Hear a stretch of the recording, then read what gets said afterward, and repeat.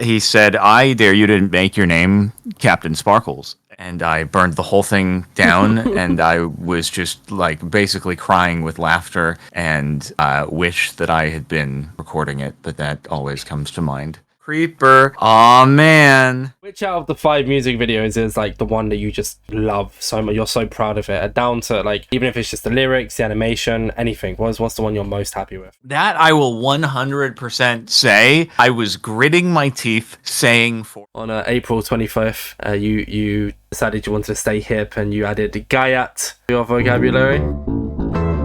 Alright lads, welcome back to InsideMC, the part of the podcast where I sit down with an amazing guest every single week. This is one that has been scheduled in for a while now and someone that I've been really looking forward to having on the podcast, and the day has finally come. So here we go. I am joined with the amazing CaptainSparklez. Yay! Audience track applause. That's so cool. Thank you. Everyone always says the audience track applause and I never edit it in. So it was always so awkward. They're like, oh yeah, and I'm like, nope, I'm not adding that to the podcast because I find it funnier that way. So no, you probably shouldn't. That'd be weird. Why would it be weird? I think you deserve it. No, same as everyone else. I don't think so. No. Well, can I call you Jardon this podcast? Is that all right? Or it is my name, so yes, you may. It's just a bit. I don't want to be like too awkward by saying like.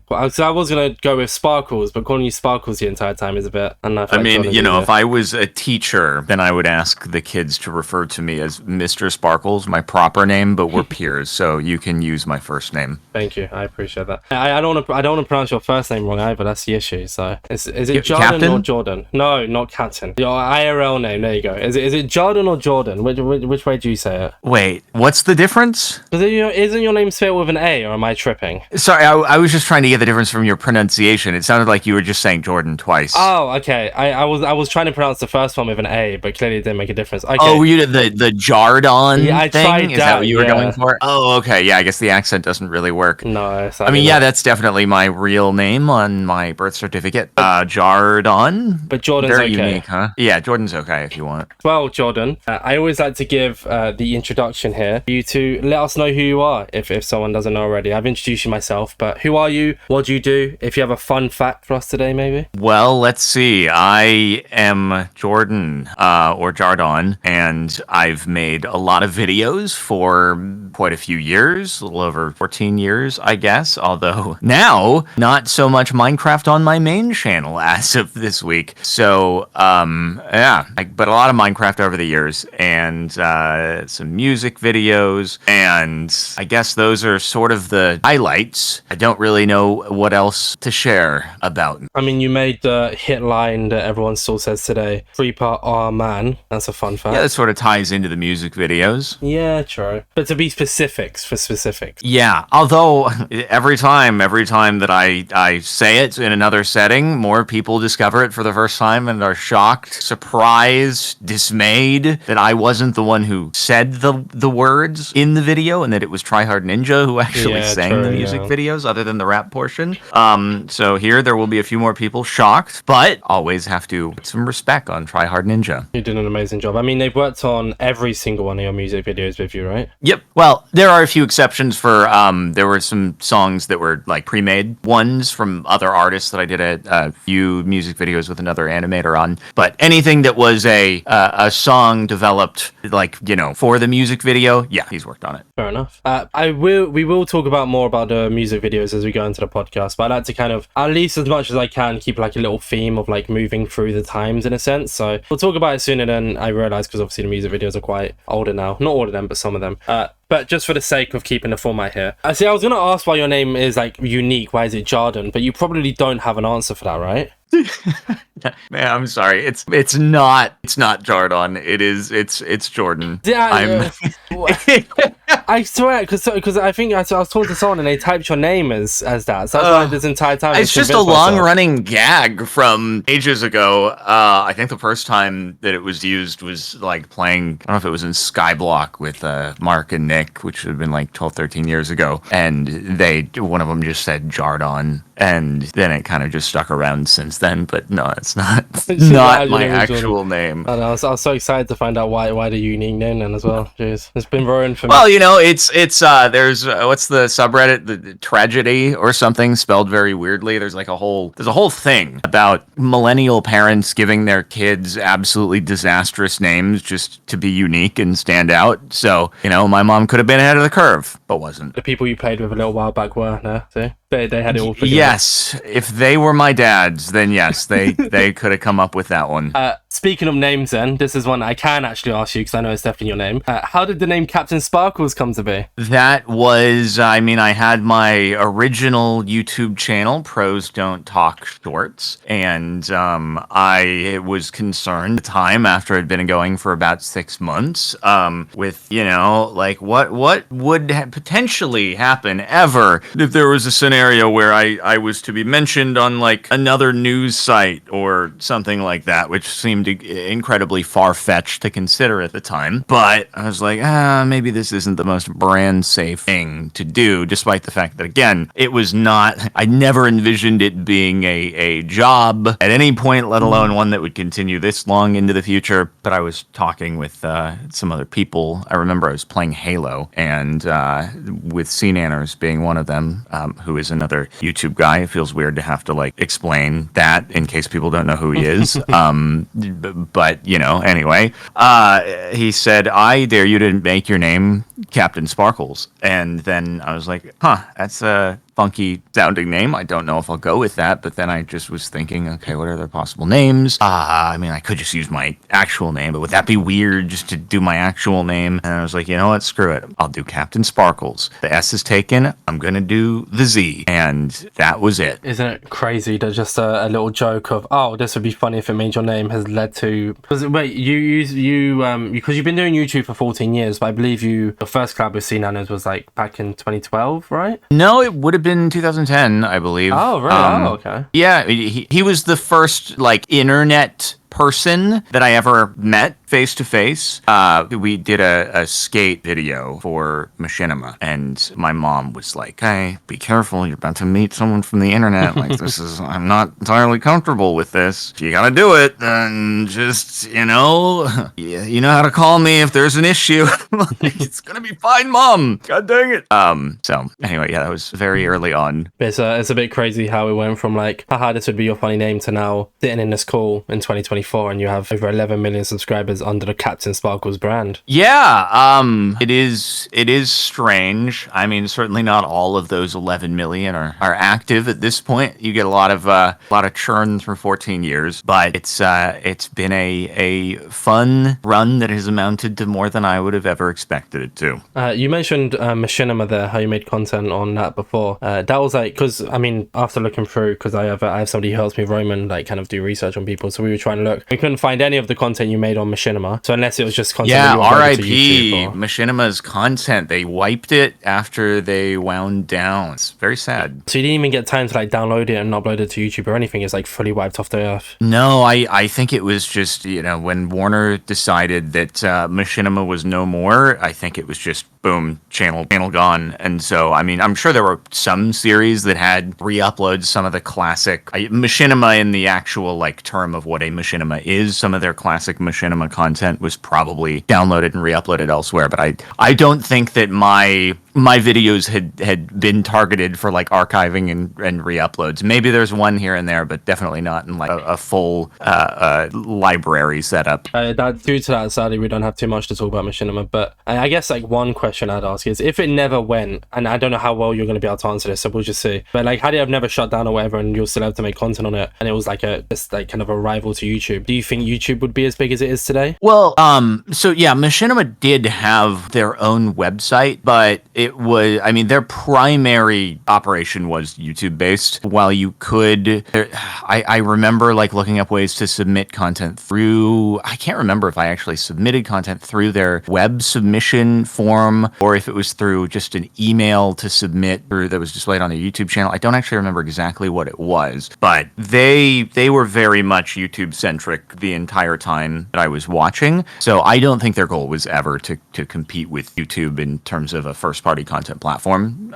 So yeah, no, totally different avenues of business. Then with that, obviously you moved over to YouTube content, but I don't know if it's like during this time or before this time. I think it was during like the start of your YouTube career and you were still making Call of Duty content. You studied. Yeah, I mean, I was always doing YouTube. Like Machinima wasn't like, oh, I'm going to upload to Machinima's website. It was always YouTube, and then it was like, hey, how do I? Because before I started making YouTube videos, I would watch Machinima's uploads because it was like, oh, I'm playing Call of Duty Zombies. I want to look up some tutorials, strategies, how I can survive more rounds. This was Call of Duty World at War, and so I would look up tutorials, and then I stumbled upon the Machinima uploads from there. But this was all through YouTube. So yeah, I was never like uploading things to machinima.com or anything. Got you. Okay, you just like were not linked with it per se, but there was like that kind of, it was just around. Machinima was around, and you were around with it, kind of thing. But YouTube was still the main I one. wanted to be able to submit content to them, and after I started making YouTube videos, then I submit my content to Machinima to be able to, like, if you submit your content and then they liked it and they thought it would be worthy of being uploaded to their YouTube channels, then they would send you an email back, send you over the terms, and then from that point forward, you could submit when you had a video, and then they would let you know when they were going to schedule it to go live, and then you would get a revenue share from the upload. So at the time, it was the only way that you, as a gaming creator, could earn any revenue from your uploads, because this was before YouTube was comfortable with allowing any gaming channels to be able to monetize because of publisher rights and all this, and it still wasn't established that most game publishers at this point really like people doing this because it's free publicity to their games. So people wanted to be able to post to Machinima because A, you're getting a new audience, and B, you do get to have a bit of that revenue share. So, when you're 18 years old, it's like, oh, maybe a few $100 from this over a few months. That'd be pretty cool. So, yeah, that was the idea behind the whole thing and its appeal. People making content, and so just to clarify how it all worked. Sorry, yeah. This entire time, for some reason, I convinced myself there was like a Twitch mixer type beat. They were just two completely different platforms. I didn't realize it was this whole process of uploading to Machinima's YouTube channel. I thought it was just straight up their website. I thought they were just monetizing it. That's interesting. I really didn't know it well like that. Jeez, okay, that's interesting too. At the same time you was doing all of this though, at least at the start, you were studying. You did chemical engineering, and then you moved into computer science. At least back then, 14 years ago, how was it balancing the both? Would you say it's easier to do now, tougher to do now? Like, obviously, I know you don't, at least as far as I'm aware, you're not studying right now, but how was it doing the both? No, I'm not.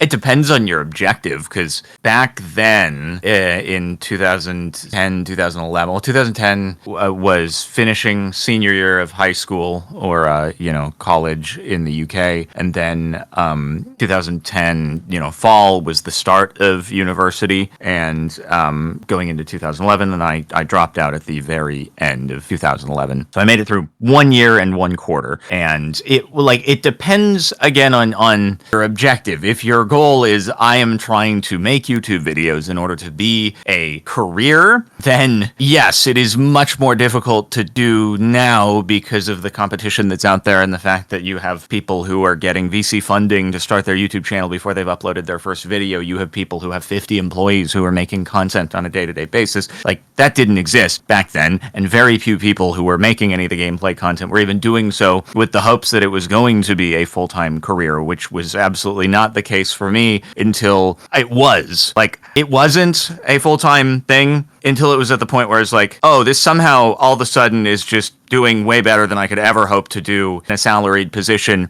out of university. I should actually consider pursuing this opportunity instead of, staying in school, because university is always going to be there forever. And even then, you're talking to your mom, and your mom is like, I don't know, this doesn't seem like the best idea. And you're like, oh God, am I going to disappoint my family? Is this a terrible idea? Is she right? Is it just going to fail? So totally, completely, utterly different mentalities between then and now. It is much harder. I think you are much more unlikely now to have an easy time balancing trying to study and pursue a full-time career in content, but there is much more of an audience out there, and if you do get lucky and you hit some sort of niche and you hit the algorithm and you blow up, it can happen much bigger than it could ever happen back then. But I think it's much more unlikely because of how much more competition. So I don't think that if I started today, I would be able to replicate what I did. It's a bit of a crazy risk though to take. I mean, like, you know, of course you were in a point where you was earning a salary, but with YouTube, and especially at that time, I can imagine it wasn't very stable in a sense of, oh, I've earned it this month, I'm definitely gonna earn it next month. So like, what kind of, especially like you said with the whole like talking to your mom and how they felt about it all, what kind of pushed you over to the edge to be like, yes, no, I trust myself, I back myself, this can definitely be what I do? Because obviously it proved right, because you've done an amazing job, but like, what really went through your brain to be like, yes, no, this is the moment, this is the best time to like just full send it? Well, again,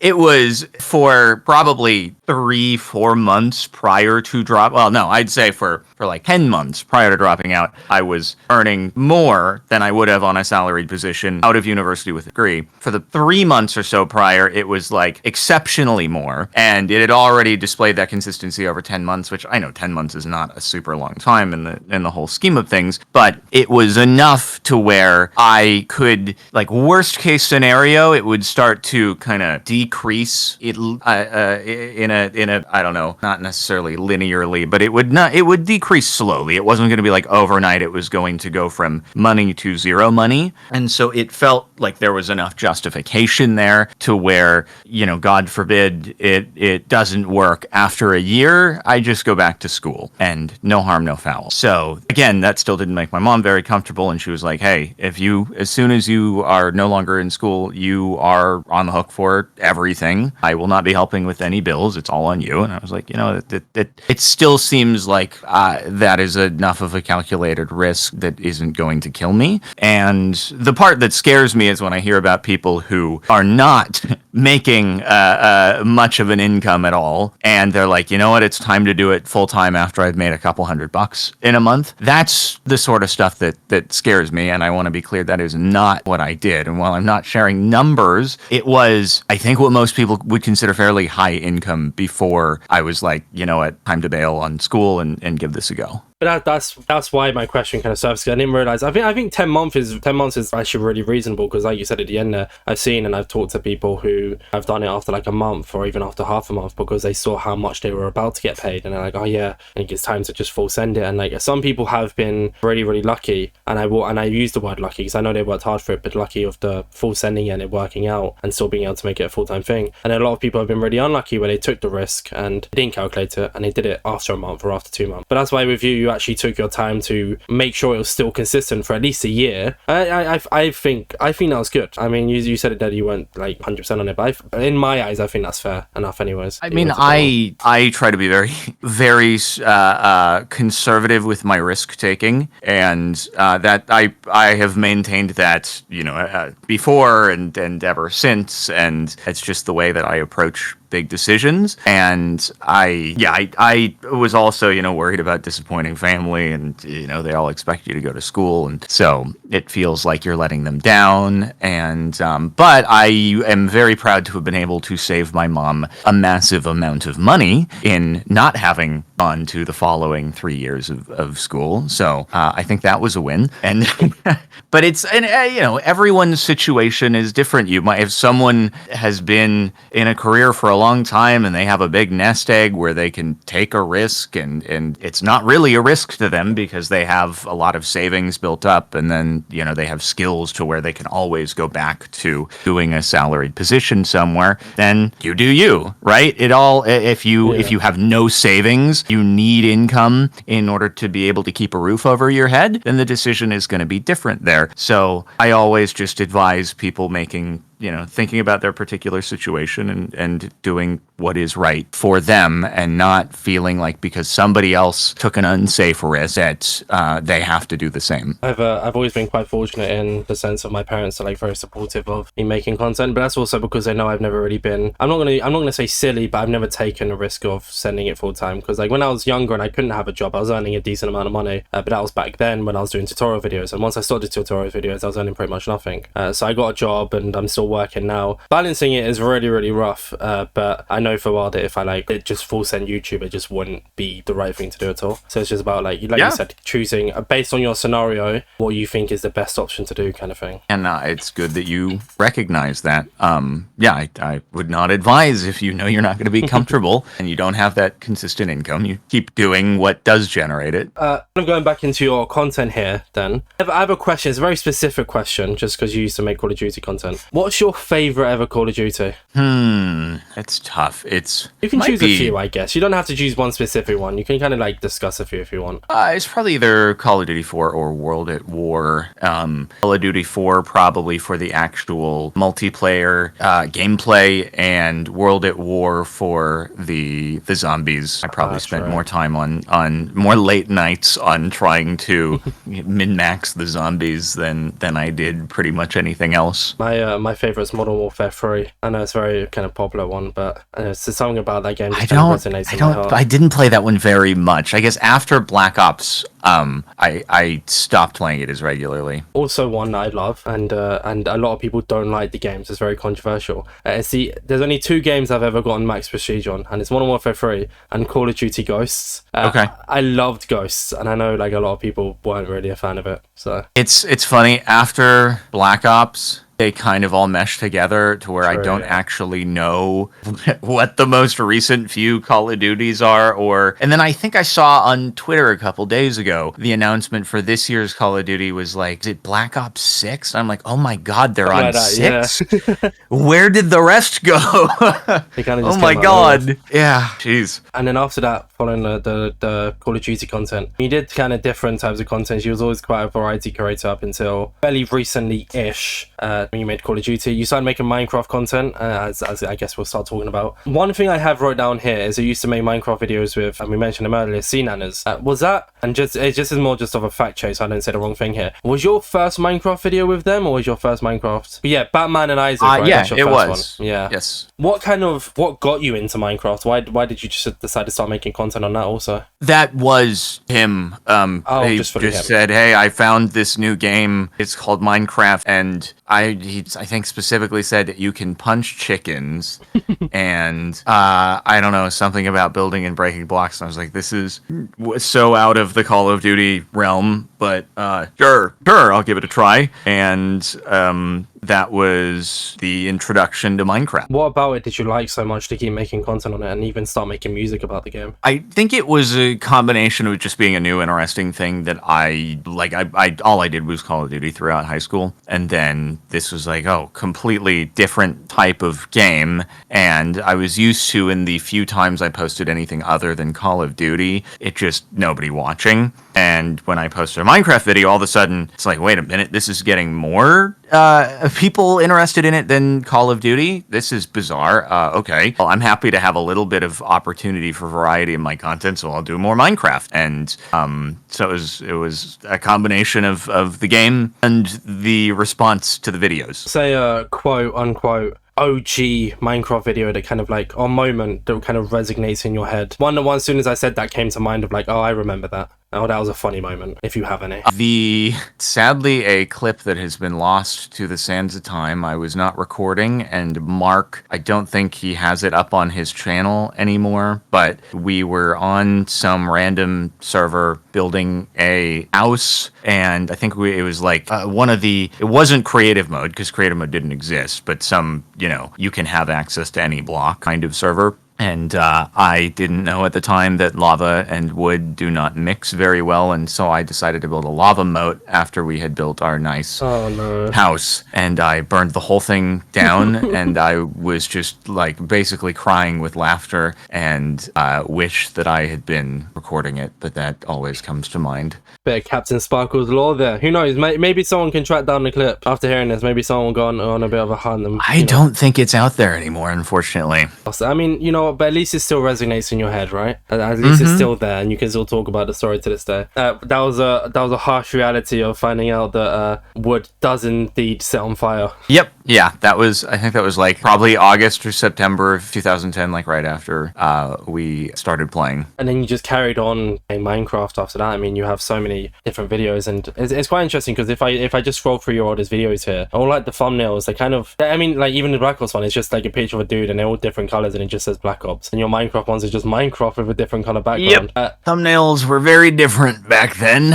These views that you have on these videos, like Minecraft The Escape episode 2 has 550k views. Episode 3 has 441k views. Obviously, I don't want to talk too much about statistics, but it's just out of curiosity. Are these views from the time? Like, were they genuinely doing this good 13 years ago? Or is this just people constantly going back and watching your older content? So I think you mentioned the Escapecraft ones, which might have, can't remember. No, Escapecraft might have been before TNT, because some of the maps kind of, I know there was a big boost right when like TNT came out, and I didn't post videos super consistently. Kind of end of 2010 into 2011, it was like a couple times a week in an ideal world. And so I know that like from the start of Minecraft until TNT comes out, it's not like huge amounts of videos. And so I think some of them started coming in over the months past TNT, kind of raising the tide. But you know, there was definitely the reason why I even was like, hey, maybe I should make a music video, is because obviously the Minecraft stuff was doing well enough that I thought there would be interest. And then I saw the Shaft podcasts In Search of Diamonds music video, and I was like, that's so cool, I want to do that. And so there were, I don't remember exactly where the views were at, but it was getting decent viewership for sure. So TNT came out after episode it went The Escape, and then at the same time of Escape you were doing Labyrinth. Your episode 1 of Labyrinth got 1 million views, and then TNT followed shortly after that, and then around that time you were just making different Minecraft series constantly. Portal, right, Escapecraft, okay. Yeah, that makes Sphere sense. Town, Labyrinth, Zombiecraft. It's so interesting looking at this, because like you said, content back then, even down just the thumbnails, was so different. Survival Let's Play nowadays, they do alright, but they don't do as amazing as like an SMP video or as a server video. Like Minecraft Let's Play. No, Survival Let's Play does not work, and I can tell you that based on my final Let's Play series that I have just completed on the main channel. It's and that's because, you know, there are so many people now who are willing to put in weeks or a month of work into some massive mega structure, and they are very good at architecture and building things, and it's like, here's my starter house for episode 1 of Minecraft Hardcore, and they've built a city. And I'm like,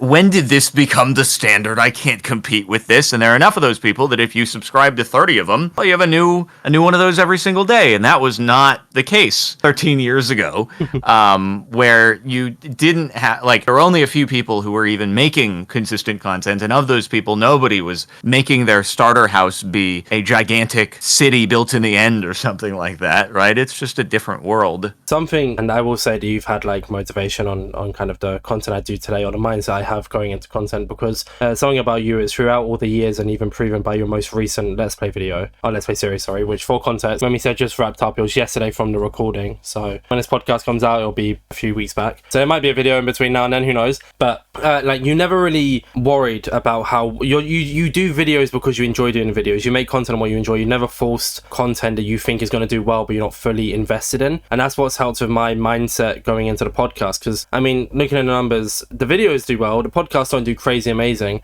but I'm still uploading to a week. I'm still motivated to edit. I'm still motivated to work these around my content, because I'm not worried about statistics or what works. I'm worried about what I enjoy doing. And I've always kind of seen I mean, at least I've gotten the vibes that you're the same when it comes to content. So I mean, I don't want to be disingenuous. If every Minecraft video I was uploading was getting 1 million plus views on a Let's Play episode, I very much still do them. But it's more reacting to what the current environment is. And I know that what I would have to do in order to generate those kinds of views on episodes of Minecraft is just not where I'm at the moment. And I sort of explained that in the video, where a lot of people then took it and made other videos, and now a lot of people think I'm just retiring and dying. But I explained there that it's like, I know that if I really wanted to, I could spend a month building some kind of mega structure and then do it as 100 days or something like that, and it would probably do okay. But that's, I don't know, it's like the Captain America gif of like, no, I don't think I will. And so it's just, I enjoy being able to do the more casual live streamed Minecraft content, and the beauty of live streams is that you obviously, there's only so much you can do while you're live. You can't do an edited piece of 100 Days Minecraft while you're live, and so the people who tune into that content, they know what the expectation is, and I like that, and it feels a lot more like that earlier content. And the people who are good at doing the content that fits the modern searchable shareable meta, like, they do them, and that's great. There's content out there for everybody. And as far as what I am more interested in, it's like, and my audience seems to be more interested in, is those or more like informational green screen background blogs talking about current events, and that I'll probably be leaning more into that. It means that, like, not going to be able to necessarily know when I'll be able to make a video, because you can't force news to happen on a daily basis. But I think it's very important, if you're starting making videos or you've been doing it for a long time, is to look at advantage. What are your unique skills that you can do better than other people? And in the early days, it was being able to really consistently put out Minecraft content or other game content when a lot of other people weren't able to do it that consistently. And today, I think it's more being able to lean on the 15-year experience of making content and being adjacent to internet goings on and being able to speak to that. So that's where I land at this point. Streaming feels like a whole kind of different ball game, like you said, like with the whole kind of, it's just, you can do different content on stream, and people kind of, at least with you, I know like a lot of people watch for the gameplay, but then they also watch this for the personality, which with uploading YouTube videos you can kind of do that. But then it's also, I don't really know how to explain it. I do you get what I mean? It's kind of, I don't know how to find the wording for it. I just, like with you, I just feel like streaming and YouTube is just such a different field nowadays, of the live speaking to people as opposed to making a video that people watch in their own time. For some people, yeah, probably. There are people who have to be characters in their videos. There are people whose YouTube content is very heavily dependent on editing and effects, and so streaming would be very different. For me, it's kind of the opposite, in the sense that it's gotten, part of the reason for the pivot on the main channel is, I think a lot of the content that has always gone up on the main channel can be done through live streaming, and through the advent of the pause feature with OBS, I can do live editing, right? If I'm going to be doing something tedious for 10 minutes in the middle of a stream, well, I just pause, do it, and then on YouTube, they just see the start of me doing that, and then the end, and it's like, all right, I got my 10 stacks. And so it's like I can almost, they're not quite as polished, but I can get very close to what much of the content has been historically on my channel through live streams, and it feels exactly the same as when I was recording a YouTube video. So maybe I was just fortunate that that's how my content has worked throughout the years, but I don't have that like mega difference in how I approach both. I guess it's, I mean, I think with my old content, when I was making content on Instant Orbits, I think I was two different people on stream as I was on YouTube videos now. But nowadays with the whole talking, I mean, what I'm doing is talking on podcasts. What I do on stream is talk, so I think it's very similar in that sense. It was just interesting to hear, like, because I know a lot of people are kind of different with their content sense. You mentioned about the video of the exact title being no, not the retirement trend, was it? Oh no, retiring 5 months ago. Yes. That, as you mentioned, sparked a big talking point. I remember seeing it on, like, and linking back to what you said earlier with the whole name change for news articles. You quitting kind of sparked a big thing at the time, because a few people had also mentioned they were leaving YouTube. Big names. Like, yeah, it was not just me, to be clear. I think it coincided with a few, MatPat being the most significant, and it was when MatPat did his video and my name was mentioned there. I think it caused a lot of people to, just without having seen what I said specifically in mine, just think, oh, he's done. So I have people who come into the streams every day now and are like, what are you doing here, old man? I thought you were gone. Why are you still making content? What is this? Did you expect that all to go down the way it did following your video? Like, did you expect to kind of spark, and like I said, not just you and other people as well, but did you expect it all to kind of coincide at the same time and cause this big talking point and like, oh crap, the YouTube scene has really changed? Because so many different people made so many different like thoughts on it, and so I kind of just want to hear yours, if that makes sense. I mean, to be clear, I doubt that many of the other people, I don't know if any of them had even watched my video prior to making theirs. I think it was complete and utter coincidence, and some of them, I didn't look at the chronology of everybody's, but some were before mine, so it wasn't, I did not do anything specific. I just was part of a discussion of a lot of people doing similar things at a similar time, and I think Matt Pat was really, he sort of was at the forefront of most of the conversation, and I think it was after his video that it turned into a much bigger discussion in which I was mentioned as an example of one of many. So no, I didn't realize that there was going to be a lot of the same thing going on at the same time. It was purely coincidental. And you haven't actually quit. You are still making content. I'm doing more hours of content on my second channel every day than ever existed on my main channel, because it's obviously, it comes from live streams and they're VODs, but it's I like being able to have the more casual, feels like the early days approach where I'm not concerning myself so much with, okay, if I'm, I have to put 100 million hours into this piece of Minecraft content in order for it to have any chance on YouTube, because there's so much competition out there, and it just feels like, no, I don't need to do that. At this point, if I was really just trying to break in and I was committed to taking it from 0 to 100 in this modern present day, that's what I'd have to do. But I have been afforded the luxury of not having to do that because I did it a different way 14 years ago. I would much prefer to be able to do content my way and focus on my interests rather than, forcing something in order to try to stay with the current trends. We've mentioned it a few times throughout this podcast, and I said we'd come back to it, which we finally are. Your Minecraft music, you made a decent amount. The most popular one being Revenge, a Minecraft parody of Usher's DJ Got Us Falling in Love. I wasn't going to read out the entire title, and then I ended up just reading the title. What 12 years ago went through your head to make one of the best Minecraft songs we have ever heard? I mean, I don't know. Well, obviously, in terms of the song itself, a lot of that would, go to the songwriters and producers of the original song in making a song that sounds very audibly appealing. But I do not recall specifically why that song, other than it sounded good, and I thought that it was a very exciting song that would go well to exciting animation. And obviously TNT had done very well, and I was like, okay, well, let me follow it up with something else, except this time make the entire thing animated instead of doing this super janky compositing of a little Blender guy over transparent background over actual Minecraft gameplay, which I just did in the most silly way in terms of production. But anyway, I wanted to do, I always try to one up the last thing. And so, I was very lucky to have Bootstrap Buckaroo, who is a magnificently talented artist in all respects, be willing to, it's, I don't know if you've ever seen the Odd Ones Out meme template thing that gets posted all over with his little character sitting at like a chessboard, and then next to him is the like big computer Robotron guy patting him on the head.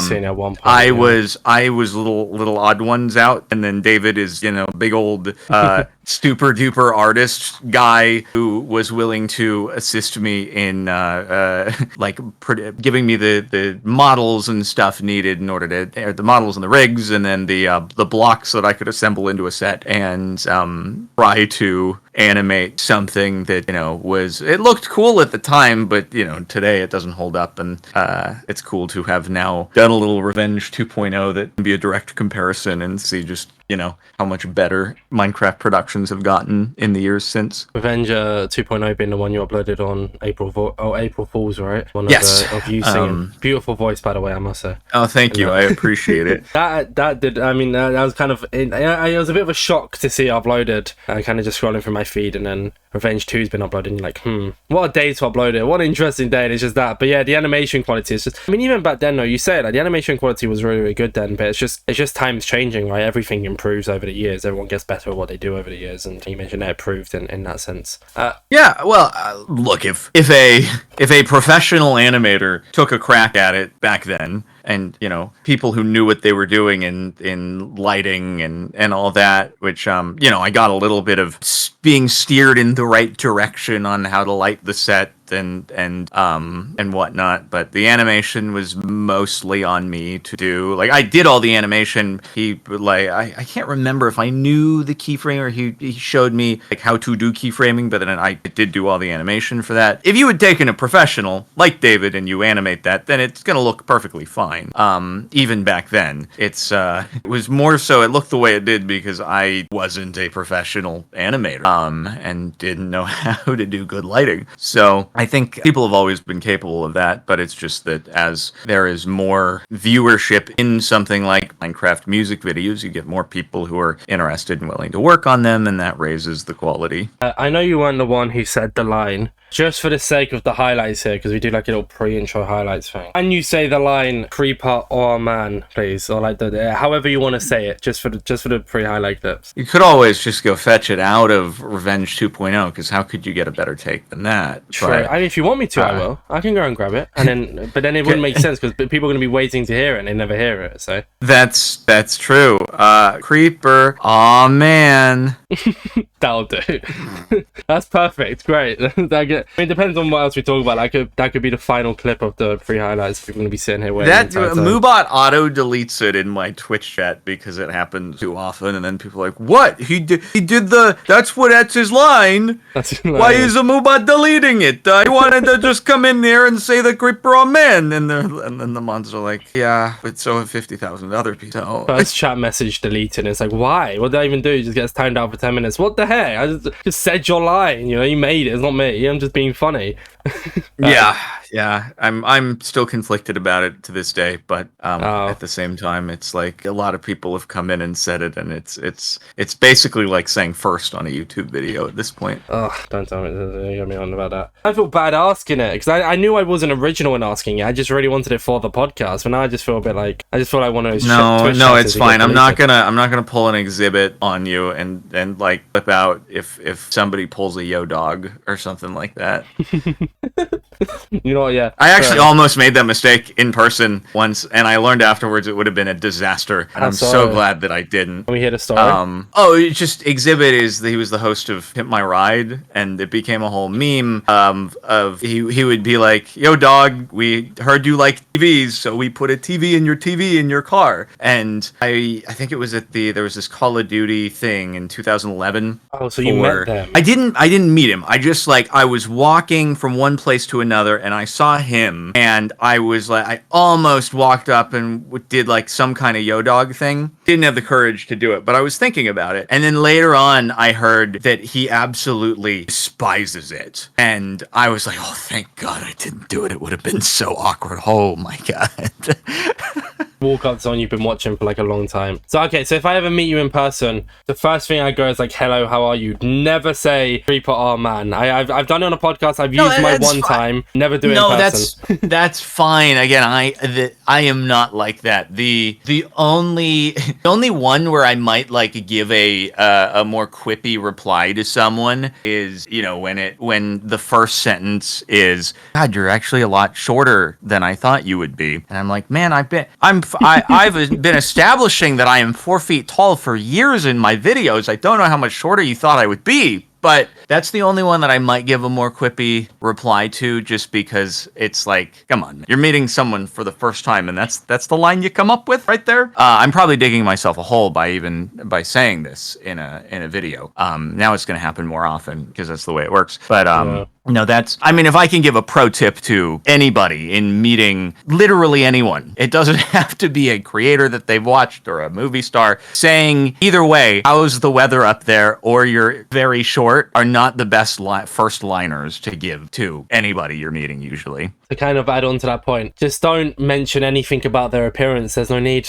there's no need to mention anything like that. Just talk to them. They're just another human being. How would you feel if someone did it to you? There you go. And that, again, it's like, I'm not the kind of person who's going to actually get mad at that. I'm more trying to give people advice so that if it is someone who actually has bearing on their future, like a professor or something, you don't start with that as your first sentence. Alongside the height talk, we were originally talking about music. I just like to do these weird transition things. It makes no sense. You do also have an actual music series that you made of original. I guess no, it is like original because that was a parody of music you made yourself. Well, not just you. Obviously, you have your team. So big props to everyone involved in these music videos. The order it goes, and correct me if I'm wrong here, and based on like a kind of series: Fallen Kingdom, Take Back the Night, Find the Pieces, Dragonhearted, and then fairly recently Rising Kingdom. Yeah, that's upload order, right? That is the upload order. You got it. I've always convinced myself, I've ever since it came out a year ago, and I'm pretty sure I'm wrong. For some bizarre reason, I've always thought the Rising Kingdom was made to be before Fallen Kingdom. It's not, is it? It's the it's the rebirth, I guess. Or am I wrrong? Killing me. You should stick with your first instinct. Go with your gut, man. What's the answer? It's okay. Right. It's okay. So many people, like even people who I know, are like, oh, I just this happened last weekend on a server that I'm playing on, and they're like, I only actually just realized last week that Rising Kingdom was a prequel.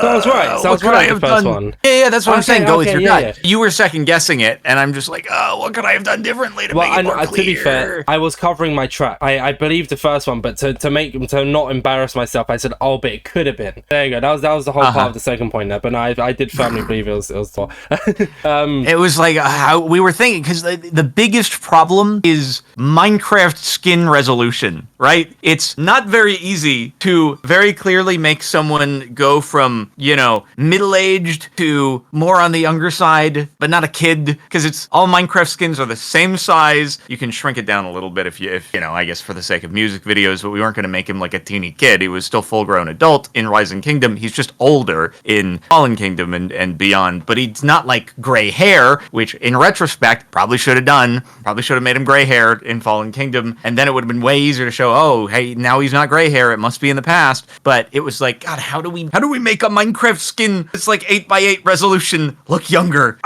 So that was the challenge, and clearly it didn't work well enough for. Maybe I've just had a lot more time to think on it. You could have had it end with him like meeting the wife or him having the kid, maybe. I don't think that would have still, made things, because then what, like... Oh, because then, people would be like, wait, is the wife still alive? Oh, yeah. Yeah, what could you have done? Yeah, actually, physically... That's why we had that, like, rewind thing at the beginning of the video, hoping that would make it pretty clear, but it didn't quite. Well, it worked for me, okay? I just was covering my tracks. I was right. I was right with the first one. Yes, you were. Out of the 5, and it's like picking between your favorite, like it's like picking a favorite child, so you might not be able to do it. Which out of the 5 music videos is like the one that you just love so much? You're so proud of it, down to like even if it's just the lyrics, the animation, anything. What's the one you're most happy with? Oh boy! You don't have to answer it. If you don't have one, like I said, it's like picking a favorite child. If you can't, then that's fine. It's very difficult because it's I think just in terms of the effects quality and everything, and just how polished the video looks, Rising Kingdom is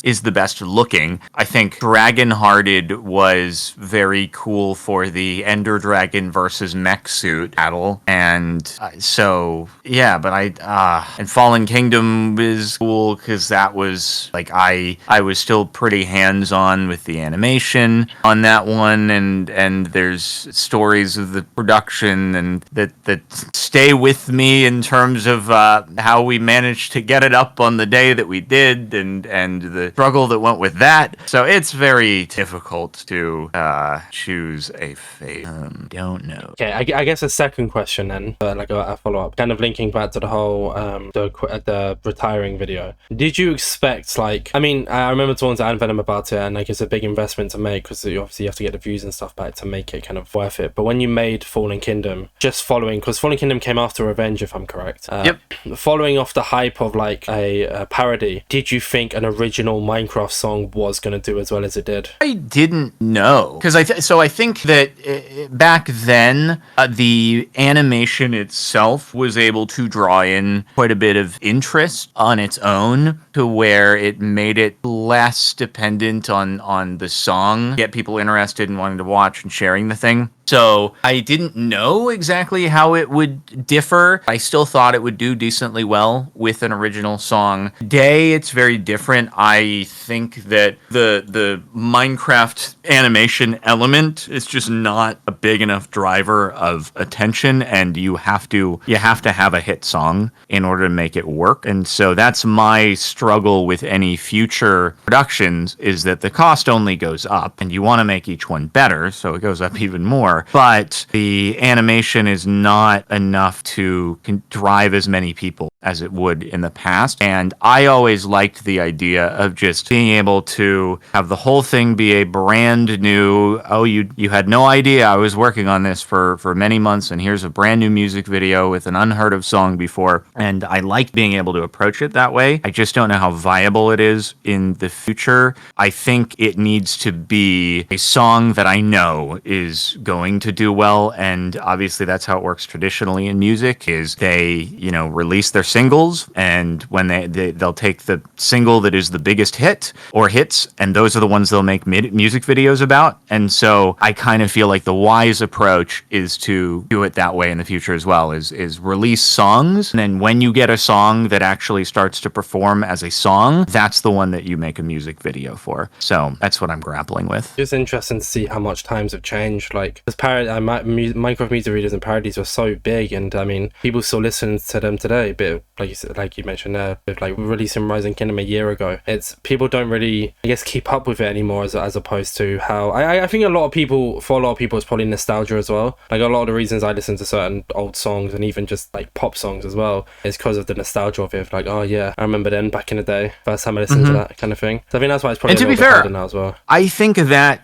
so an interesting way, I think, to track the interest in the song versus the video is to see what's the portion of plays on Spotify versus plays on YouTube. And the better the song is in terms of people liking it as just a song, the more it's going to have Spotify plays in comparison to YouTube. I think if you have a real hit song, it could in some cases actually have more plays on Spotify than it does on YouTube. And so I think that, like, if I look at Turn It Up, which was the first song I produced for a music video, YouTube views to Spotify plays is a pretty big ratio, like a lot more on YouTube. Rising Kingdom actually narrowed that, and I had a little bit more help in the production side. CG5 helped a bit with the production there, and it narrowed the gap a bit, but still it's not like a hit song which is getting spread around as a song independent of the music video, I don't think. But clearly that song held up better given that narrowing play gap. So I think it's just, you have to be more analytical, and it's too, like, with the cost of the music videos these days, it's too big of a risk to just like send it with a brand new song and hope that it lives up and gets people playing it.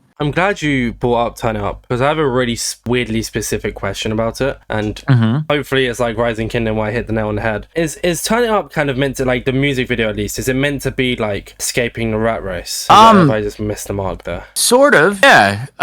It was just supposed to be, breaking the mold and the monotony of their day-to-day office jobs under Megacorp, and trying to have a bit of fun, which I don't think I was thinking terribly deeply about the underlying meaning at the time. I just thought it would, make for an interesting one-off music video story, because very much used to doing kind of story-based things, and this was more like, how do I put together something that just works as more of a traditional music video rather than a soundtrack to a story. I really like that music video. I mean, I liked the entire Fallen Kingdom series, but yeah, just something about it. I think it's just like, it's because I mean, where I work, I work in I work as a coffee shop, but when I go to work, I have to get a train with like a bunch of corporate people, and getting on the train and getting off the train, like I've had to master the perfect place to get on the train coming home to come off right by the escalator, and it's like I just see, like I got off the escalator, I look back, and it's just this massive wave of people queuing to get on it, and it's just like they're all just doing the same thing every day, kind of like me, and it's kind of, and I aspire I really want to make content a full thing, and I guess it's just that the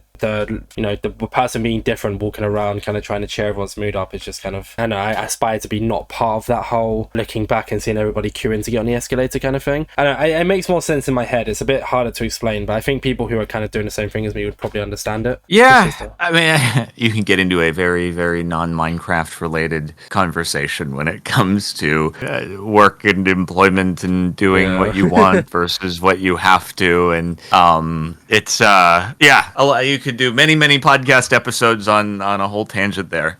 But because I still want to carry on talking about you, we'll steer away from that and then steer straight into tournaments. Look at that. So, all right.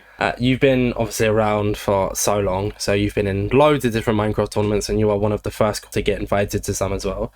One I remember quite fondly was the Crown Conquest, like it was like a Hunger Games type tournament by the Yorkcast, and I think it's for the Yorkcast, but they invited other people, as like not cameos per se, but just people who weren't part of Yorkcast, like yourself and Noxcrew and stuff like that. Was that the first tournament series you played in, or have I missed one before then? Oh God, if you remember. You're really testing my memory here. I don't know for sure. I mean, we can talk because I don't know the chronology of that versus like the first Hunger Games video on the map made by Hypixel. I don't remember what came first. So that's tough. I mean, okay, we'll just talk about this then, because it's like one of the ones I picked up as like an OG one. So there might have been one before it, but who knows? I know this one was like quite popular back then.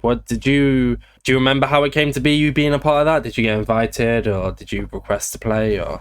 Which one? For the Yogscast Crown Conquest? Yeah, that one. That would have just been them inviting me. I am very, very bad at reaching out to people to express interest in joining things. So, definitely not something I would do. That's on the other hand, it's me. I feel like I have to be with the podcast. I've become quite good at reaching out to people. It's just always a bit like, how do you do it perfectly to get your point across, kind of thing. And I guess it's communication is very important. I think it's harder reaching out to people to, like, if you want to join something though. So I kind of relate to that. Like, I wouldn't really reach out to someone to be like, can I join your tournament? As much as I'd love to, it's like, how do you know when it's the right time to do that kind of thing? So I think it's a bit of a tough one. It's a lot easier to be able to offer to bring somebody into something than it is to invite yourself into something else. So certainly, and that's part of why it would have been them reaching out to me, is because I very rarely have ever invited myself into things ever. Well, played in other tournaments. That was just kind of just a start one I wanted to pick up on. A key one that kind of was more around my time of, because I've been in the Minecraft scene for ages, but I was more of a Bedrock person, as in like, I don't even say Bedrock, sorry, it's like a Minecraft Xbox 360 edition version. I only started playing Java like a year ago, but I was still fairly familiar with it about 2, 3, 4 years ago. One big one that I remember to kind of kickstart the tournament scene that we start to see today is Minecraft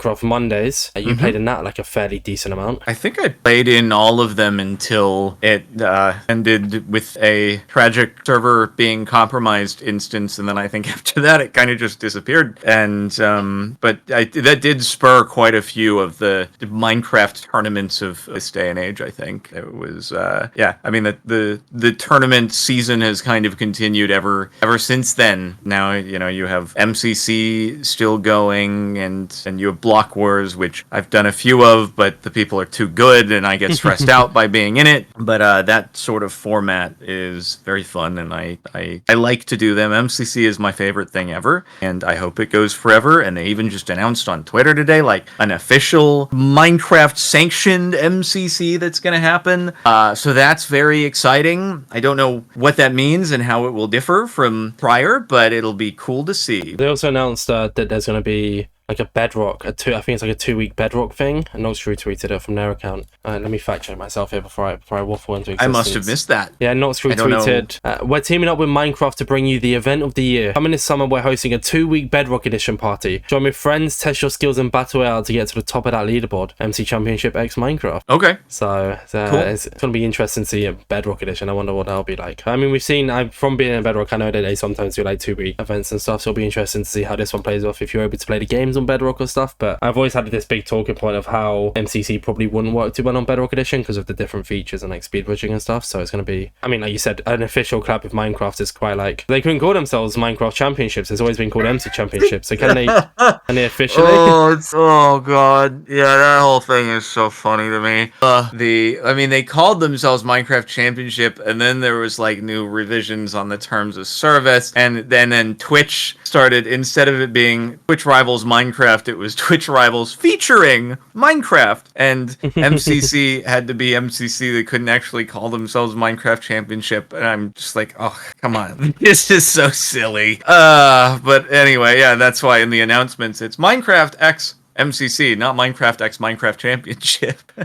If that had never happened, you would have actually been on Inside Minecraft right now. This was originally called Inside Minecraft as well, but we rebranded to Inside MC because of, really? Yeah. I don't think you would have really had to worry, honestly. Like, I don't think they've cracked down on any creator YouTube videos. It just starts to, because Nox Crew is a Bedrock partner, and because Twitch is obviously a big platform owned by Amazon, I think you start to actually have to be a little careful there, because it can be seen as like you're using our corporate IP in order to bolster your corporate IP. I don't really think that any individual creators on YouTube have to worry. I know there was all this stuff about like, oh, are we not going to be able to use Minecraft in the title of our YouTube videos now because of this terms of service? Like, I don't think that's it. That's never going to happen. It would look so bad from a brand perspective, and it would also be so silly to do because it would hurt people's ability to discover new Minecraft content, which drives more sales. So I know they're protecting their IP in doing it, but it's just, I hope I never have to eat my words, but it's just never going to be enforced across people who are just, in good faith making fun content on their own. I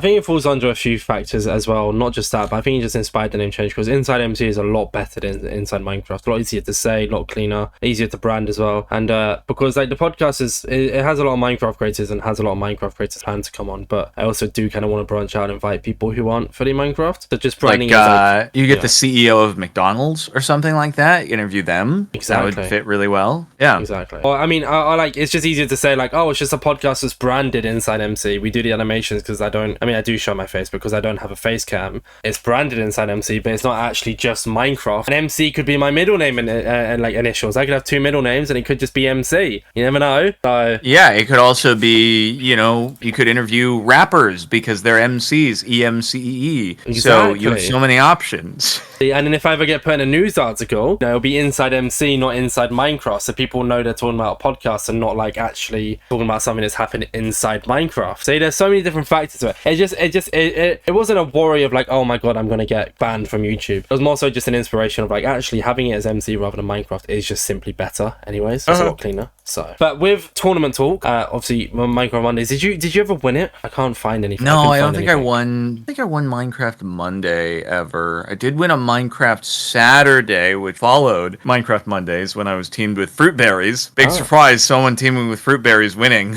So I don't think I won Minecraft Monday ever though. And then MCC got introduced. You're the only person alongside Scott who has played in every single canon event. Yeah, I keep waiting for myself to get benched, and it will be a sad day when it happens, but I'm like, can't keep happening, right? I know there are a lot of people who want to play, but I keep getting in, so thank you, Scott. I appreciate it, and I almost was not in the second one because I'm notoriously bad at following Discord pings and stuff, and I figured, they would just reach out and be like, hey, we're doing the next one on this day, would you want to play? But they just did it as a Discord ping in the server, hey, sign up on the sheet, and I, being me, didn't see that, and then I was like, oh god, I didn't know, can I play? And then someone dropped out, and I was able to sub in, so it was a close one. And then you played, you were teamed with Filza, Tommy and Captain Puffy, and that was your first ever, and you made it to the finale, and your first ever loss.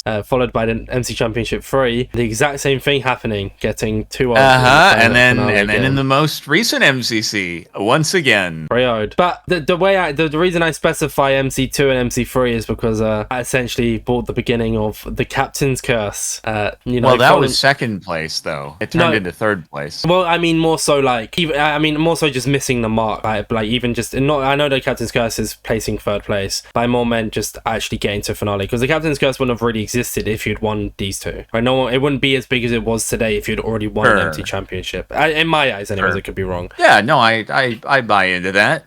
But second as a team, second, third, fourth, fifth, third, sixth, ninth, fifth, third again, seventh, second, losing the finale. That was actually a really good team as well. I liked your MC Championship with CBK and Jack Manifold. I enjoyed that team. Fifth, eighth, third, and then you eventually in MCC 22, the first time that your team placed first as a team. Yup. And then you went on to win the finale with Purpled, the Orion Sound, and Tommy in it. That it did. Statistically improbable to have gone 23 MCCs and not one out of 10 teams, but I managed to make statistically improbable things happen regularly. Because I had you in the MC video, the dual MC Championship participants. No, it wasn't. It was how do MC Championship participants compare themselves. You said that one of your favorite memories were eventually breaking the Captain's Curse, so it's a big memory in MCC that kind of sticks with you as well, which is nice. That will stick with me for a very long time, even though I always forget exactly which MCC it was. I'm like, wait, was it 22 or 23? Regardless, it was in May, so we just had an anniversary, and I was on Pink Parrot, so those are the important bits. I can't take credit for actually knowing this fact before reading it just now. I actually knew like the whole fact of that, but this one is as of MC, was it what season was it? It was MCC 20? No, 25. You've played on every single team color as well. I have, yeah. I think a few people have managed to do that. But only a few. I mean, there's a lot of people who have played quite a lot. I mean, I was on to Krenios, and they've played on a lot of repeat colors. Like, I think there's like some colors that they've just never been teamed on before. So yeah, some people get stuck to specific colors more than others. I don't know. Scott has a strategy, and I don't know exactly what it is, but it's I have never been married to a particular team though. So you wouldn't say you have the biggest connection to the Crimson Krakens then? I mean, that is certainly a specific team that I've been on many times, but it's not it isn't one that happens, super regularly, especially these days. It's in comparison to the rest of the competition a little more underpowered. It fit earlier on, but the most recent time that we had the Crimson Krakens, it was known beforehand, like, we're probably not going to be getting a win here, but it'll still be fun. It's like a lore team now kind of thing. It's like oh crap, I can't believe it's like the Simmers, right? You see the Simmers and you're like, oh my god, the Simmers, and then it's like your team is now like, oh my god, the Crimson Kraken. I would say that's accurate. Something similar. I mean, it's funny though, because you've played on Red Rabbits with that team 3 times, but it's called Crimson Kraken because that's, I guess, because Crimson Krakens was just an original kind of theme as opposed to the other 3 times, which is Red Rabbits. So yeah, it's not the Red Rabbits when we're playing with that team specifically. You've won MCC a few times. I mean, your wins are, when you win like good as well. Like when you broke the curse, it was 3-2, but both your other wins since then were both 3-0s, and then you yeah. Do you count the Twitch Rivals as is that a canon win? Okay, so because of the new like kind of removing names or removing numbers, there's this big talk on, do canon events really exist anymore, because they're all now names rather than numbers, and with the new people coming in, it's not like a set MCC. I want to count it. I mean, Twitch Rivals, yeah, I guess it was a bit different, but it was still MCC. We're talking about MCC as a whole rather than the canon non-canon thing, so I'd count it as a big win. Yeah, okay, well then because now that begs the question, because I am not in this weekend's MCC. If everything is canon now, is this my first miss of a canon MCC? Mm-hmm. Oh crap. Yeah, well, to be fair, okay, Twitch Rivals can be a non-canon then, for the sake of it, we'll say it's a non-canon. But I was just talking about wins in general. I mean, canon wins you have 2, non-canon wins you have 1. Because then you'd also kind of like MC Party as like when you finish 4th with the Crimson Krakens. That would be a non-canon event as well. So it wouldn't really, I guess like when we were talking about the whole not planning, like you knew you weren't going to do amazing in it. But it was a non-canon event, so it didn't really. It's a weird talking point, but I get what you're saying. Anyways, speaking of Twitch Rivals, Rivals. Your team placed first in that. You placed 13th individual. I think that's your highest ever placing. Oh no, you placed 8th in No, I placed 3rd once a long time ago. It'll never happen again. But I've had a very high individual once. Oh, you placed 3rd twice in 3 I placed and 5. 3rd twice? Oh, did I? Yeah. Oh, okay, cool. And so actually, you had some really good, like in season 1, you had some really high placements. Oh, jeez, okay. That was before everyone was Omega good, and you had like Sapnap and Purpled and Dream and the sorts of crazy competition that came afterwards. This is only relevant up until MCC Twitch Rivals Europe. How does it feel being one of 4 people to say that you're the only people who have won an MCC live? Pretty cool. I mean, that's a fond memory as well. I can see the crown up on my shelf from here, and I will always cherish it. I was very much not expecting to win, and it was a very cool surprise. I'm really hoping I haven't got the wrong person here, so it's gonna be really embarrassing if I do. Can you do like a front flip or a back flip as well? I did do a backflip on the stage. I got the right person. I didn't know you could do that. I did gymnastics when I was a young lad, and I have just kind of maintained the backflippage since. Were you always planning to do the backflip, or was it only going to be if you won? Like, was it just an in the spur of a moment kind of thing? It was. I mean, we said beforehand with Pete, it was like, do a backflip if you win. And I was like, oh, okay, and then I really didn't expect it to actually happen, but I was like, all right, a deal's a deal. And you did a backflip and executed it successfully. I'm glad I didn't break my neck. Would have been a little bit awkward as well, though, wouldn't it? That did happen. So, did you get in trouble afterwards for doing it? No, not at all. I feel like something. I don't think that. It's not like a school recess supervisor or something like that being like, don't do the backflip, you're a liability issue. Kind of, I think you probably by entering the venue with a card, you have indemnified the venue of all liabilities, so I don't think it matters too much. Yeah, true. I guess it's just more of a thing of like, oh my god, that was silly, don't do that again. But then it'd be a bit weird saying that to you who's an adult. So I was just curious. I was just curious to see if anything was said. Did you take your CaptainSparklez Twitch Rivals card home? Like, do you have that in your room as well? My CaptainSparklez Twitch Rivals card. Oh, like you mean big the name backboard? Yes, that's the word. Yeah, I do have that. I was like, a trading card? Like, I know that because Twitch actually did these like little trading card things at one point in the past. It was like that was years ago. I probably have those somewhere too. But yeah, I did take the little the foam board printed thing. Because I know they had the signed ones as well. They did like a little meet and greet. People could get like an Rivals MCC card signed. So that's why I thought you got that confused with then as well. Or meet and greet thing, if that rings any bells. No, have I done? I don't know if I've ever done a meet and greet at TwitchCon before. I thought. Like, but you're not okay. There was like a part I remember talking to like Fruit and Fiberflan about it. Like after the event, you could like people got like this card they could go up. Oh yeah, no, I went home right after that, and I'm glad I did because I think it lasted like 3 hours, and a lot of the people who stayed for that got sick. So I was like, you know what, I gotta drive ahead of me. I'm gonna get going back home, and so it was classic. Everyone was like, oh, it's classic Jardon, just avoiding the crowds and the social thing afterwards and just leaving. But it paid off because you didn't get on well. I didn't get sick, so like you know what? I don't want it to be taken as, oh, he doesn't care about fans and he's what a rude guy. But I don't like to get sick, and I will get sick in that sort of situation. I've been kind of unfortunate, and I think the streak is going to continue here. So this entire month, the only people I've had on the InsideMC part of the podcast are MCC participants. You making up the 4th to end of the month. Even though this is going to come out next month, you're recording wise to end of the month. And none of the 3 people who I've talked to so far are going to TwitchCon Europe. Are you going to make that a 4th person? Or yes. Are you going? Oh, you're not going. I will make that a 4th person. I'm not going.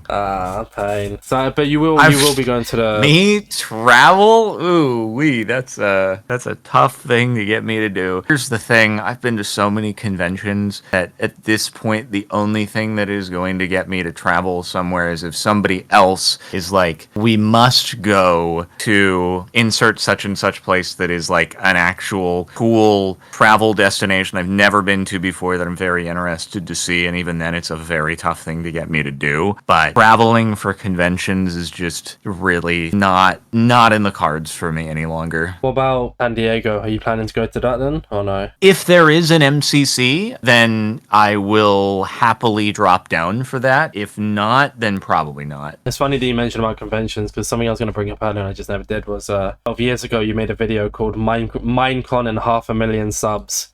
It's quite... Do you miss Minecon? Because I know you went a few times. Was that like... Because I never went to it. I've always wanted to go. But then by the time I was obviously old enough now to end up going, I was like, oh, it doesn't exist anymore. I mean, that's what got me to go to Paris and London for the first and only times. Well, I guess I've landed in... No, I didn't actually land in London when I went to Manchester. So yeah, I've only been to London once, and I've only been to Paris once. And I did get to see a bit of each of the city there for a tiny bit when I went, so it wasn't exclusively being in the convention center. So yeah, I had my period where I was happy to travel for conventions, and I thought that was a very cool experience to get to do, and then I got my fill, and that was that. So I absolutely enjoyed doing them, other than when I would inevitably get sick afterwards.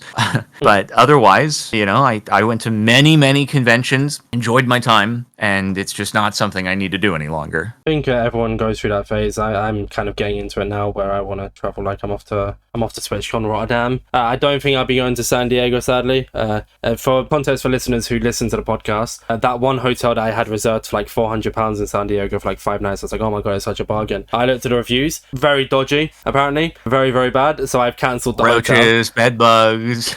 Well, not even that. It's just someone's room apparently got broken into. Someone else's car was marked for like be stolen. I was like, yeah, no, nice. We're good. So for the it wouldn't be your car, at least, right? Well, yeah, I mean, I wouldn't have a car that I'd be getting on the train. So, yeah, I mean, but still, like, in my room, if I heard big banging on my door when I'm trying to sleep, I'd be a bit like, oh, I'm halfway across the world right now. I'm like a 12-hour flight away from home, and I can't, I'd be scared, essentially, Jardon. So, yeah, getting into, like, legal issues in another country is very up there on a list of fears that I never want to run into. I had it at the end of April. I went to Berlin with my girlfriend for the week, because it was for my birthday, and we bought like a travel pass for the 5 days, so we knew we were completely fine. We knew there was no issues, and we didn't get checked the entire time, apart from one day when we were going somewhat out of Berlin, but our travel pass covered it to go there. We got onto the train, and the ticket inspector starts walking towards us. We have our passes, we have everything, we know for what I've paid for it, we know for everything's fine, but still, that entire time she was walking up to us, we were very like nervous, very scared. But we knew we were fine, but it's just like you said, the whole part of if like something goes wrong, she's probably doesn't speak English, we don't speak a word of German, crap. She scanned it and walked off. It was that easy, but still that entire build up we were sweating like, oh my god, oh no, was this good badly. Something else that I wanted to mention about MCC before we move away from it, just because I remember. So you've always had this big track record, and you don't now, you don't swear, do you? You don't really say any swear words. No, not in content. I mean, it happens with other people in the videos and streams every now and again, but usually I do not do it. Although there is a clip out there of the lady at Minecon Paris saying, "Oh, hey, really appreciate you always being family friendly in your videos." And then they cut to all the times I've possibly not been family friendly, but clearly that's generative AI. Exactly. So there's but in this day and age, I try to just maintain the monetization. There is, however, a specific time during a MCC Christmas event that you got annoyed at a certain someone and may have let a swear word slip. That I will 100% say. I was gritting my teeth saying fork. And I would happily admit if I let it slip. I didn't let it slip. It was a teeth grit. Everyone's like, oh my god, he said it. I didn't say it. And that's not copium, even though now everyone's going to be like, oh, it's ultra copium now. But sounds it's not like you copium. said it. Yeah, well, that's whatever. It's teeth gritting. You try to say things with your teeth grit, huh? Fork. Yeah. Exactly. It sounded like you said it right there on the first one. Mm-hmm. So it's copium. This is copium. It is. I'm sorry, but yeah. With the whole swearing thing, then I mean, scrolling through your Twitter account is certainly a pleasant sight. On April 25th, you decided you wanted to stay hip and you added gayat to your vocabulary. How often do you use that? And not as regularly as I guess I should to uphold my brand from that one. Although maybe it is worth a follow-up tweet now that I haven't used it very often, and saying upon further consideration, I have decided to remove Giat from my vocabulary. Is this podcast law? Is this happening because of the podcast? No, I had actually been considering that previously because I've not been utilizing it enough, probably to a lot of people's happiness. Yeah, I think, yeah, to my happiness. I don't know why they would be so opposed with me using a word like that, but, you know, some people express some displeasure about it. Well, I mean, for the sake of law anyway, it's not because of me, but if it happens before the podcast, you can hear that we talked about it before it was tweeted.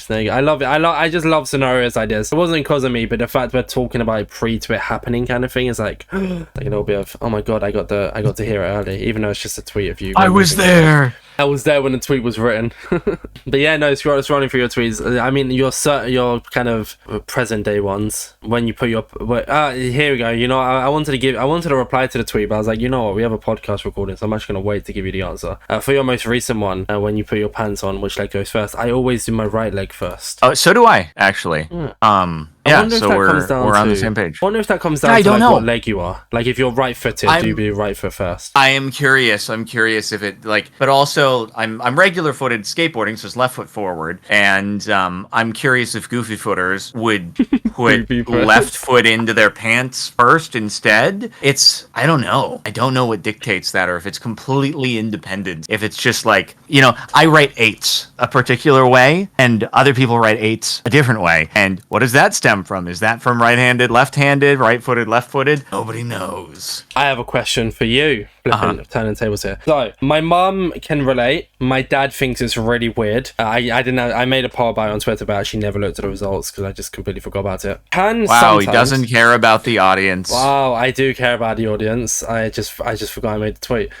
If you smell something, right? Can you sometimes taste that smell? It's difficult to know exactly how you're referring to it. It's the same way that I think people get confused when prompted with the ability to visualize things, right? Some people are like, well, can you close your eye? Are you saying, can I close my eyes and literally just see the room in broad daylight in front of me? And I don't think anyone has that ability. It's just you can visualize in the darkness sort of what it is that someone is describing. I don't know if you're saying the same way. Like if I smell an orange, I can also kind of envision tasting it, but I am not literally tasting an orange, right? I don't know how you're asking it. Okay, this is gonna sound really, really strange, and I've said it before, and people are like, but this is the only way I can explain it, right? So the other day I made myself a peppermint and lemon tea. However, there's a certain bag of peppermint I get from Holland & Barrett. So it's like a British brand. And it's really, really nice. It makes me sound very like posh, but fine. Anyways, but we didn't have that in the house. And my mom has a peppermint tea every morning and she kind of needed it. She got like this other brand, which was really cheap. So I decided, you know what? I'll make myself a peppermint and lemon tea with this peppermint tea bag. When I drank it, it tasted like the smell of my dad's work van. That's the only way I can explain that. It doesn't sound good. And no, it didn't. It didn't taste good at all. I didn't like it. That's the point. But it tasted like the smell of the work van, and that's the only way I can explain the point. I think you can equate. I think you can absolutely equate smells and tastes. I just didn't know if you meant that smelling something you are literally tasting it. But I think that certain things can taste like something else smells. I've described things like that before. I don't know what off the top of my head, but I've definitely described tastes like smells before. Yeah, because I mean, like smelling an orange and being able to taste it, or like, I mean, I got kebabs earlier, so like being able to taste the kebab just from smelling it, that's different. But like this one is a very like, because I can't eat the smell of my dad's work van. But so that's the whole point I was trying to get. It's a really weird one. I have one more question for you here. Let's just become like a quiz, CaptainSparklez, but this is fun. When you shut your eyes and can you see an apple? Oh, I was like really on it with that comparison I just made, because that's exactly the thing I was thinking about. Yeah, So again, I think that comes down to understanding the question, and there are varying degrees of what people can actually do as far as visualization goes. Like, I think that when people say they can visualize the apple, and other people like, I can't do it. I think some of the people who say I can't do it are misunderstanding what the ask is by visualizing the apple. Some people might just have complete blackness, no thoughts had empty when they close their eyes, but I think, and you can correct me if I'm wrong, what it's asking is, can you kind of envision, while not literally seeing it as if you're just literally recreating a lucid dream of your room with an apple on your desk in front of you, can you kind of look and see an apple pivoting around in space in front of you when you close your eyes? And I think, yes, I can visualize things, but it's not like I have my eyes open and I'm just seeing this lucid dreaming scene in front of me. Because if I could do that, I would just live there all day visualizing another world that I can fly around in, and that'd be the coolest thing ever. I don't think anyone can just close their eyes and run VR.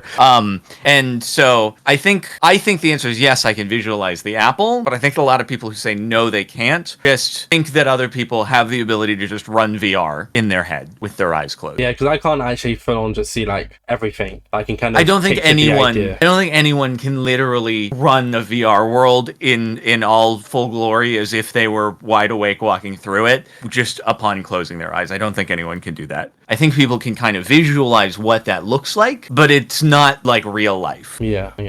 With that then, and I think we've done a pretty good job of covering everything. If there's anything that you thought we was going to talk about and I didn't, or have we done a good job with all of that? I don't know, man. You're the host. I feel like we've done a lot of stuff. We talked about a lot, but we do have some Twitter questions before we wrap it up here. I think we've done an amazing job. I was just curious if there's anything that you thought, like we'd talk about it, but we didn't. So that's why I asked the question.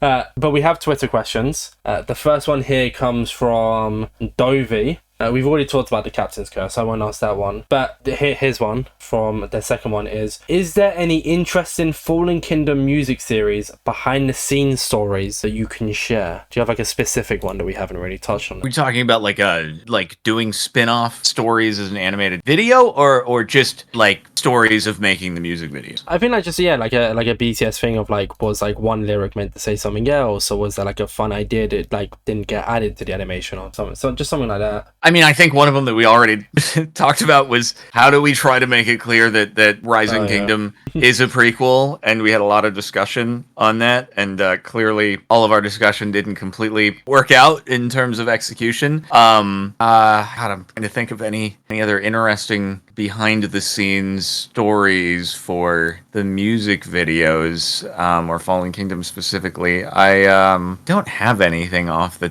top of my... man, I don't remember if I've ever said... I probably said this somewhere else before, but I don't know if it was in a widely heard place. The Wither scene in Find the Pieces, the Wither fight where the hero's fighting the Wither, I animated that. I managed to do the whole fight animation with either the characters double size or the world half size. It's the same effect either way. Somehow did not realize this because the scale of the buildings was so large that they still looked like sizable buildings even when they were halved. And I get to the end, or it was like I got to a point where I showed a play blast to the others, David and Slamacow, and David was like, "What? How have you done this?" And what did I do? Well, okay, well, your guys they're too big, or the world is too small. And I look, and oh my God, he's 4 blocks tall. Oh, shoot. And so I have to redo the whole thing because the scale is wrong. So I have to he can't cover as much ground in that particular amount of time, so I can't just enlarge the world and be good. Like, everything has to be redone. So that was fun. Oh no. The next one comes from Flamey. What would it take to get your hair dyed? Probably a huge amount of money to charity. It could be a charity goal for a future tournament, then maybe. Possibly. It would have to be a very large amount to charity. Give us a number, go on. There's one. $500,000. Okay, so I mean, that's a lot. It's happened. That Hermitcraft has done that. Yogscast has done that. So it's not an unattainable number. Oh, you know what? So I've had Ruth from Jingle Jam on the podcast. So maybe I go and talk to them and see if they get 500K. Jingle Jam. But that's not something I'm like directly responsible for, though. It can't just be if this other entity that was probably going to do that anyway gets it, then it's got to be something I'm involved with. Oh, yeah, I guess that makes it slightly harder then. One day we might see the captain have pink hair or bright blue hair. The next one comes from Kendi Artist. Will you ever consider selling merch of the Fallen Kingdom music video series, i.e. pins or figurines or t-shirt, for example? I mean, kind of like, I don't know, the U2's figure kind of has some elements there because it's like my Minecraft skin, which stems from both Fallen Kingdom and Revenge. And I guess there isn't anymore because Represent got bought out and then the stores all like kind of disappeared off the site, but there was stuff. So, but anyway, I wouldn't rule out things in the future. I just don't have it planned at the moment. That's fair. And then I won't specify anyone's names here because there's a few about it. There was just a few asking about you being a gym bro and working out and stuff. What about it? One was if you are, what got you into the gym? I guess I'll give them. It's from Vegetable. What got you into the gym and what advice do you give to the people just starting out? Let's see. What got me into it was I was always very active when I was growing up, and then I stopped being active for a few years when I started making YouTube videos, and I was putting all my focus into that. I gained a bit of weight. You can see it in some of the videos around 2014, 2015.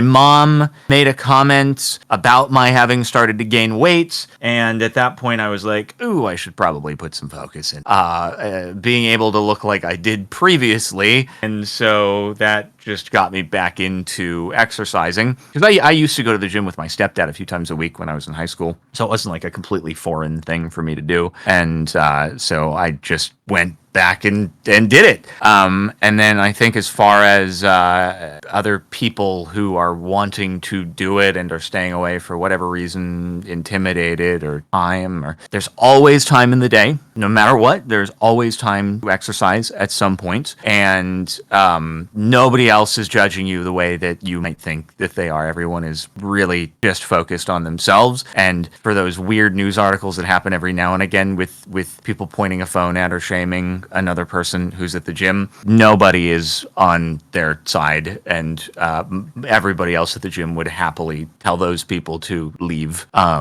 because it's not the reflection of most people. Like when I would see very overweight people at the gym, I'd be like, good, you're trying to make a positive change, and so like that's cool to see. There you go. Well, what a way to end it, talking about the gym, huh?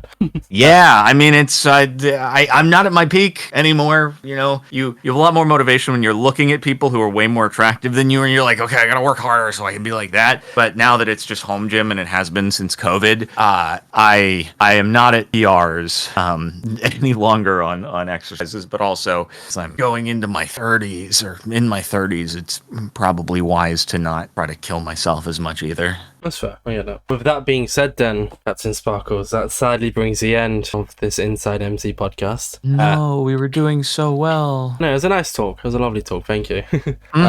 Thanks for having me. No worries. Before I do the outro here, though, I always like to give this time for you to promote yourself. For anyone who somehow doesn't know who you are and wants to go and find your content after talking about this, or wants to go and listen to the music videos, where can people find you? What are your ats on everything? Please, the floor is yours. If you want to watch music videos, that's at CaptainSparklez. If you want to watch Minecraft that will still be going up into the future, that's at CaptainSparklez too. So, I guess those are the promos. There you go. And with that being said, thank you one last time for coming on and taking time out of your day to be here. I appreciate it. And it's an amazing talk. Can't wait to upload this. Yeah, cool stuff. All right. Good conversation. Thanks everyone who watched. Bye-bye. Peace.